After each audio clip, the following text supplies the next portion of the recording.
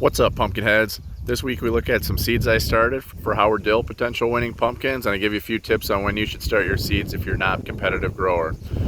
We take a drive-by spy of Tom's patch, where you feed the giant pumpkin plants, show you what a regular vine looks like versus a double vine, and find out if I got burnt by not double planting my hoop houses. And we'll do a side-by-side comparison of 1 week of growth between the plants. Let's get to it. You're watching Moby Mike Pumpkins on YouTube. Hey, we're back at the grow light, and as you can see here, I got 6 seeds going again. Started on May 2nd. What I'm going to do with these is, these are very orange pumpkin out of my 1083 Schmidt. We're going to grow 4 of these just for some extra pumpkins. A lot of times I'll go to weigh-offs and I won't bring a pumpkin, and sometimes there's not a very orange pumpkin there. It gives us a chance to win a Howard Dill, and if we're going to the weigh-off, we might as well bring something. So we're going to do a lot less effort with these. We'll probably give them about a 500-pound effort. I think I'm actually going to grow these no-till. We'll just water nutrients in with them.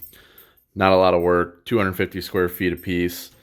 And we're just going to see what happens with them. So that'll give us some extra pumpkins to maybe do some fun stuff like tannerite, carve with chainsaw, stuff like that. So also with this, a lot of times I get a lot of new growers. When should I start my seeds? As you can see in my previous videos, I did soil cables, hoop houses. A lot of people don't want to do that and don't need to do that for their goals. So if you have a grow light and a decent grow light, you can start like May 1st, May 2nd, like I did. Grow them inside in a 1-gallon pot for 2 weeks and then put them directly outside May 15th. Now, if you don't want to use a grow light, start these about like May 10th and 11th. I think these are 4 days old. Start them in much smaller pots and then just start them where they emerge like this, and then the second they emerge, like this one's coming up here, then you could just go right outside. You'll have to protect it a little bit that a rabbit doesn't chew it off or whatnot. But anyway, that way the soil temp should be somewhat warm. It's probably not quite warm enough yet, but that'll be about right. Get them outside about May 15th. Then you can skip the hoop houses. You can skip the heating cables. That is going to probably limit the size of pumpkin that you're going to grow, but a lot of people, they just want to grow a 500, 600, 700 pound pumpkin. So we'll do that with these and just kind of see what we get with minimal care, just to show you guys what you can do at home if you don't want to be a competitive grower. So there you go. It's midnight. I'm heading to work, and my friend Tom, on the way to work, he grows giant pumpkins too, and we can see 2 of his hoop houses are lit up with heat lamps to keep the pumpkins warm at night. Can't see the 3rd in the picture, but it looks like his heat's working. It's supposed to get down to 31 tonight, so keep on rocking, Tom. All right, we got our watering cans made up for the day. They're about 2 gallons in there. I got a tablespoon of that Schultz rose food in there, and then a half a tablespoon of Epsom salt, and then a tablespoon of calcium nitrate. And then you need to mix them in that order so stuff doesn't fall out. So basically we got pretty much a full hydroponic solution with everything that the plant needs. So we'll water that on there today. So let's start out with this 2200 Wolf, because it's a beautiful specimen. This is what your plant should look like. You got each node here, and then you got your main tip there. See the leaves alternating? That's a completely normal single vine plant, and the thing is growing absolutely great. Now let's go take a look at my 2261. So here's a 2261, and just from looking at the wolf, you can see we can't really see a mane kind of coming out of this thing.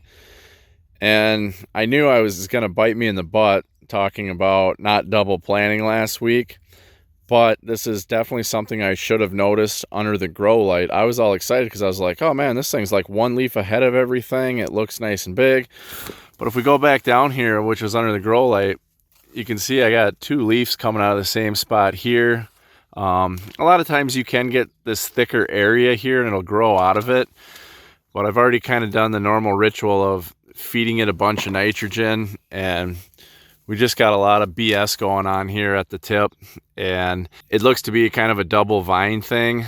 It may grow out of it. I think I'd rather take my chances putting a plant in that looks better and being a little bit behind than hoping that this grows out of it, because this could probably take 7-8 days to see if it grows out of it. I'd rather take my chances, transplant a plant, and give it that 7 to 8 days to get hold, and I think we'll still be okay. Plus, I don't think it hurts to give Travis and Josiah a little head start. I just want to help make it fair for them. So you can kind of see there's kind of the doubling there. It actually looks like it's kind of wanting to square away there, but I think we're just going to go ahead and replace it. I mean, hell, I already pulled it out of the ground. So there you can kind of see the roots. I broke a lot coming off, but you can just see the root bundle there, whatnot. So we better get this taken care of. Junk. Well, as you can see here, I got two plants here. We got a 2261 Schmidt and a 2015 Ford. Big thanks to Deb Gantner. She hooked me up with some of her backup plants, really saved my butt. And as you can see, we got two plants here. And I bet you can about imagine what I'm going to do with two plants after last week's video of talking about how I didn't like double planting. But these got some pretty cool pots too. They're big pots. They're split pots and removable bottoms to make them easier for transplanting. This is like a way bigger pot than I use. So having the split pot and the removable bottom helps with transplanting these. So let's see what happens. Nope, you're wrong. I only put one in. I really wanted to grow my own seed this year, so I'm gonna make it happen. So we put the 2261 Schmidt in. And the other reason is this Ford plant, I don't know, it might be toxic. I'm sorry, Jim. I don't mean to make you cry, but you know, maybe next year. But I think this is a good opportunity for a science experiment. I'm gonna fill that water jug up with about a triple dose of recommended rate fertilizer, and we're gonna see how it handles it. And if it does well, I'm gonna do it to that one because they've been in the same pots there for a while. So that'll help give me a gauge on what's going on. And if it burns up a little bit, yeah, so be it. Well, this fertilizer is mixed hotter than Madonna in the 1980s, so let's see how she likes it. Come and get it, little Mikey. I just ripped this plant open. It's kind of cool. I know a few of you following are just friends of mine and don't know a lot about pumpkins, but in case you didn't know, inside the vine is hollow, and that's what it looks like ripped open. So overall, at first when I pulled it out, I thought, maybe this isn't the right idea. Now I got her in, and I feel really good about the decision, and as my friend Gene would say, it is what it is. So there you go. So we got her setting in there.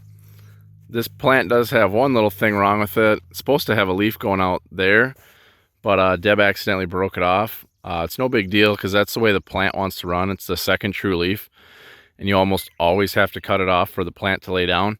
So it's just got a little less leaf area for photosynthesis right now.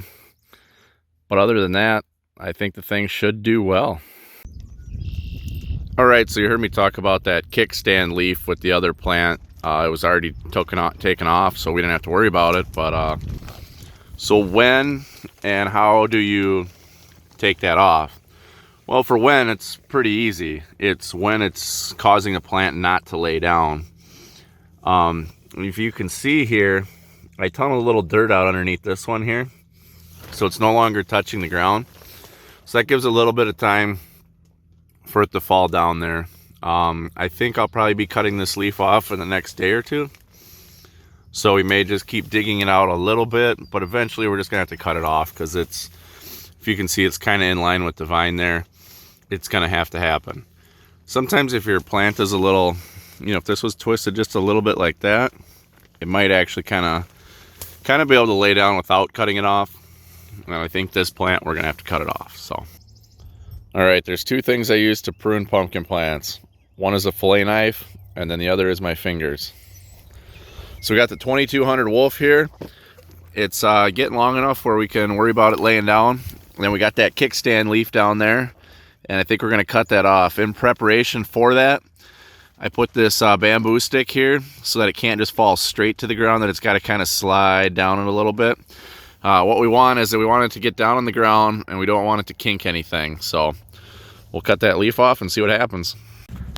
All right, we got her off. I'm gonna go ahead and I'm gonna cut these codlin leaves off. They're still kind of green. That one looks kind of crappy, so I'm just gonna go ahead and get them off. I'm gonna get rid of that secondary coming out there because it's gonna be coming out of the top of the stump.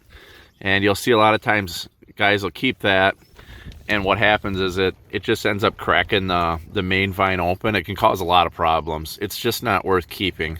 So any secondaries that want to come off the cots or the first leaf, I usually ditch. I cut the secondary off that was right by that leaf that we just removed. So this will end up being my first one. So we're removing the first couple secondaries. They're not necessary. They can cause problems. Plus it might help with the stump. Guys get foaming stumps, so it just allows no other flow to come in right where there's a lot of pressure anyway. So whether that works or not, I think it does, but that's what I do. All right, we took those cotyledons off with a knife, and then I just pinched that secondary there with my fingers. And I was looking at this cotyledon here, and it looks like something's been kind of chewing on there. That's not good. I didn't see any pests around. I do treat these. I didn't show it in the video. I just put like a granular merit that you use for your lawn. So whatever chewed on this likely just ended up dying. And then here's that second true leaf there. I just checked the backside here to see if there's anything going on. There's just a spider on there, so no big deal. All right, so we're good to go for the week. Hopefully she lays down nice. All right, we'll do a beginning and end of the week. So here's beginning of the week, 2261. May 11th, 2261. Beginning of the week, 2200 Wolf. May 11th, 2200 Wolf. Beginning of the week, 2593 Peyton. May 11th, 2593 Peyton. All right, guys, so we had a little setback for the week, but we're going to keep on keeping on, you know, because life's a garden, dig it, you know what I mean?